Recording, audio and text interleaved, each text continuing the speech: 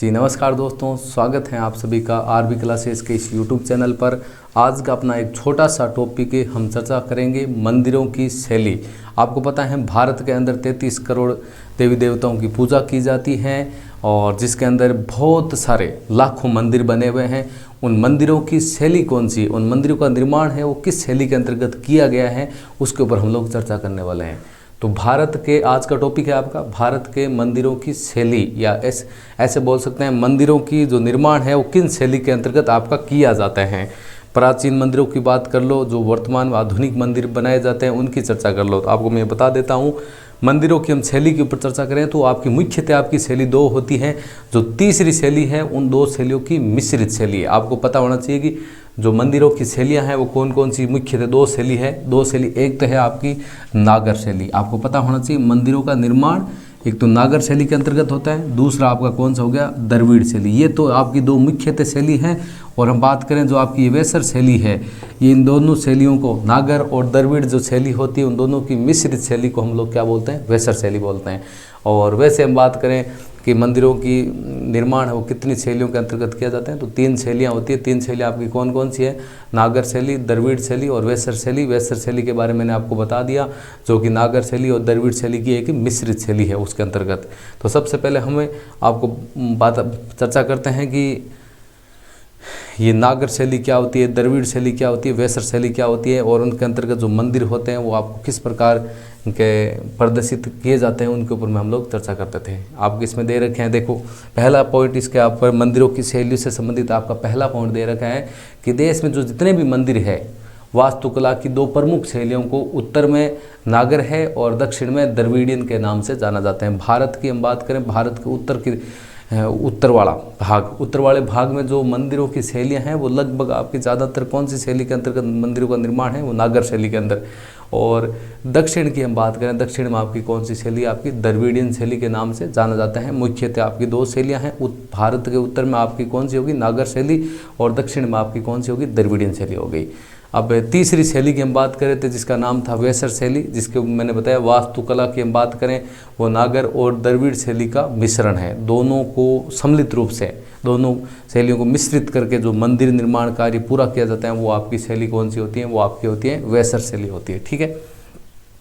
अब सबसे पहले हमने अभी बात की थी नागर शैली की। हम बात करें भाई, नागर शैली में जो मंदिर बने होते हैं वो होते कैसे, वो आपके सामने पॉइंट दे रखे हैं। पहले हम सबसे पहले चर्चा करते हैं नागर शैली की। भाई नागर शैली में बने मंदिरों के गर्भगृह के ऊपर एक रेखीय शिखर होता है। जो आपका गर्भगृह होता है जहाँ से मंदिर का निर्माण कार्य शुरू होता है उसके ऊपर एक रेखीय शिखर होता है।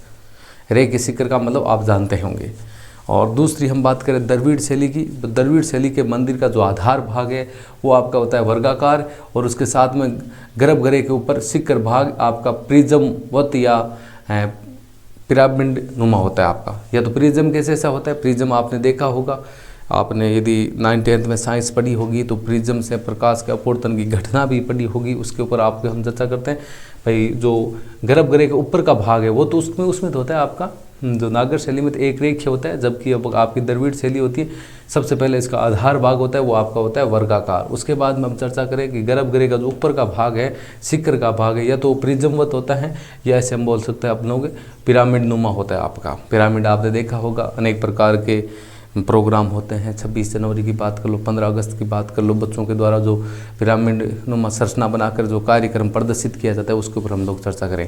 और तीसरी आपकी है वेसर शैली, जिसकी वास्तुकला की हम बात करें वो दोनों आपकी नागर और द्रविड़ शैली का एक संयोजन शैली है। दोनों को मिलाकर मिश्रित रूप से तैयार की गई आपकी शैली कौन सी है, वेसर। नागर के ऊपर हम लोग चर्चा कर लें। मंदिरों के गर्भगृह के ऊपर एक रेखीय शिखर होता है। किस प्रकार के मंदिर निर्माण होते हैं, एक गर्भगृह के ऊपर जो आपका मंदिर निर्माण होता है वो एक रेखीय शिखर होता है आपका, वो आपकी नागर शैली। अभी चित्र के द्वारा भी हम आपको बताएंगे कि मंदिर वो कैसे दिखाई देते हैं आपके। और द्रविड़ शैली का मैंने बता दिया, आधार भाग आपका वर्गाकार होता है, गर्भगृह के ऊपर जो शिखर का भाग है वो या तो प्रिज्मवत होता है या आपका पिरामिड नुमा आपका होता है। तो देखो आपको मैं भी तीनों मंदिरों की चर्चा आपको बता देता हूँ।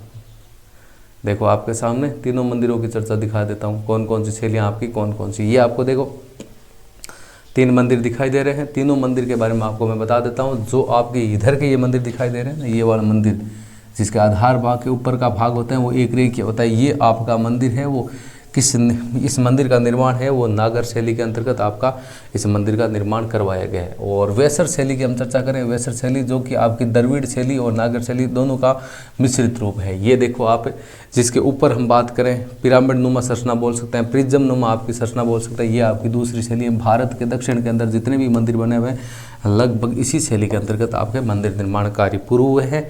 और ये नागर शैली भारत के जितने भी उत्तर भाग की हम बात करते हैं, उत्तर भाग में इसे नागर शैली के अंतर्गत मंदिर का निर्माण हुआ है। और वेसर शैली ये इन दोनों शैलियों का, नागर और द्रविड़ शैली दोनों का संयोजन शैली आपकी कौन सी शैली होती है? वेसर शैली होती है।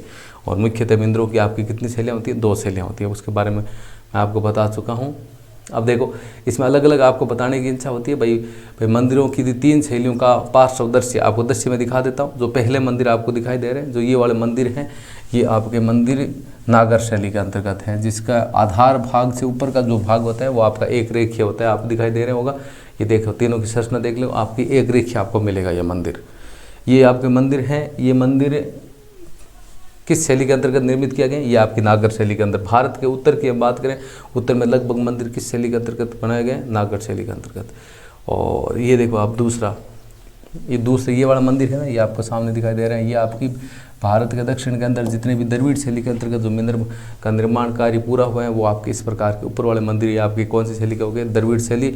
और जो ये तीसरे नीचे आपकी जो वेसर शैली दे रखी है, ये आपकी नागर और द्रविड़ शैली दोनों की एक संयोजन शैली के अंतर्गत आपके मंदिर निर्माण कार्य आपके पूरे किए गए हैं। ठीक है। और आपको मंदिरों के बारे में बता देता हूँ। मंदिर में अलग अलग भाग होते हैं, उन भागों को बोलते क्या है उसके बारे में भी आपको पता होना चाहिए, क्योंकि बहुत सारी बातें हमें पता नहीं होती हैं लेकिन हमें पता होनी चाहिए। उसके बारे में बता देता हूँ मैं आपको। जैसे ये एक मंदिर बना हुआ है, उस मंदिर के किस भाग को क्या बोलते हैं उसके बारे में आपको कम से कम थोड़ा बहुत पता होना चाहिए। आपका थोड़ा बड़ा कर लेता हूँ, 1 मिनट, नाम आपको ठीक से थोड़ा सा दिखाई दे। चलो इतने के ऊपर हम लोग चर्चा कर लेते हैं। अब देखो ये एक मंदिर है, मंदिर के कौन कौन से भाग को बोलते हैं, क्या क्या है। जैसे सबसे ऊपर की हम बात करते हैं, सबसे ऊपर आपका हो गया ये ध्वज हो गया। ठीक है। ध्वज के नीचे का जो भाग होता है उसको हम लोग, आप सभी को पता है, आपने मंदिर को देखा होगा, उसको आप क्या बोलते हैं? कलश बोलते हैं। कलश के ऊपर आपका क्या लगाया जाता है? ध्वज लगाया जाता है। उसके बाद में जो उसके नीचे वाला भाग होता है उसको आपका क्या बोलते हैं? उसको बोलते हैं आमलक। जो एक वर्गाकार ऐसे भाग बनाया जाता है, ऐसे एक संरचना बनाई जाती है इस प्रकार की, ऐसे राउंडिंग, उसको आप आमलक बोलते हैं। आमलक के नीचे वाला जो भाग दिया जाता है थोड़ा छोटा होता है, वो आमलक थोड़ा बड़ा आकार बनाया जाता है, नीचे का भाग थोड़ा छोटा बनाया जाता है, उसको आपका क्या बोलते हैं? उसको आपको बोलते हैं गिरवा बोलते हैं। उसको क्या बोलते हैं? गिरवा। अब गिरवा जो मंदिर बनाया जाता है, मंदिर में एक छोटी छोटी शैलियाँ और बनाई होती हैं भाई, छोटे छोटे ऐसे मंदिर के रूप में आकार डिजाइनें दी जाती है, उनको बोलते हैं आपका उरुस रंग बोलते हैं। उनको क्या बोलते हैं? आपका उरुस रंग बोलते हैं। और ये जो भाग आपको दिखाई दे रहा है, ये आपका एक नागर शैली के अंतर्गत जो निर्माण कार्य पूरा हुआ है, इसको हम बोलते हैं शिखर। जैसे नीचे से आपकी एक संरचना ली है, शिखर के रूप में आपकी संरचना ली। ये जो मंदिर है वो एक नागर शैली के अंतर्गत किया गया मंदिर निर्माण कार्य है। और आगे की हम चर्चा करें, इसकी जो इन 2 मंदिरों के बीच में ये दे रखा है, ये आपका क्या दे रखा है? अंतराल दे रखा है। और अंतराल और आगे का जो एक छोटा मंदिर और बना होता है उसके आगे क्या दे रखा है? ये आपका दे रखा है महामंडप दे रखा है। और महामंडप से अगला जो छोटा भाग होता है उसको हम लोग क्या बोलते हैं? अर्धमंडप बोलते हैं। और मंदिर के सारे अलग अलग भागों के अलग अलग नाम दे रखे हैं। जो नीचे वाले भाग है उनको जंगा बोलते हैं, और यहाँ का जो ये भाग होता है इसको गर्भगृह बोलते हैं, जिसका भाग अभी हम लोग की बात की थी कि नागर शैली के अंतर्गत जो मंदिर निर्माण के कार्य होते हैं, गर्भगृह का आकार आपका कौन सा होता है? वर्गाकार होता है। और इन बीच में जो जगह होती है उनको कपोत बोलते हैं। और बीच में मंदिर के बीच में और जगह दे रखी है उनको क्या बोलते हैं? गवास बोलते हैं। और नीचे वाला भाग होता है उसको अधिष्ठान बोल सकते हैं। और जहाँ से मंदिर का निर्माण कार्य शुरू होता है उसको क्या बोलते हैं? आपका जगती बोलते हैं। वो आप एक चित्र के डिज़ाइन की सहायता से सारे मंदिरों के किस भाग को क्या बोलते हैं उसको हम लोग देख सकते हैं। तो आज का अपना मुख्य टॉपिक था मंदिर को जो निर्माण की कार्यशैली थी, उनके ऊपर हम लोगों ने चर्चा करने वाले थे। ये आपके सामने मंदिर तीनों दे रखे हैं कि भारत के अंदर जो मुख्यतः मंदिर बने हुए हैं उनकी मुख्यतः 2 शैलियाँ हैं। उत्तर के अंदर जितने भी मंदिर बने हुए हैं वो आपकी किस शैली के अंतर्गत हैं? वो आपकी ये नागर शैली, इसके अंतर्गत आपके मंदिर बनाए हुए हैं। दक्षिण में आपकी द्रविड़ शैली है। और बात करें वेसर शैली की, इन दोनों शैलियों की एक मिश्र शैली आपकी कौन सी शैली होती है? आपकी वेसर शैली होती है। तो उम्मीद करते हैं आज का टॉपिक भारत के अंदर में मंदिर निर्माण की शैलियाँ वो आपको बढ़िया तरीके से समझ में आया हो। वीडियो अच्छा लगा तो आरबी क्लासेस के इस यूट्यूब चैनल को लाइक करें, शेयर करें और सब्सक्राइब करें। Thank you. जय हिंद, जय भारत।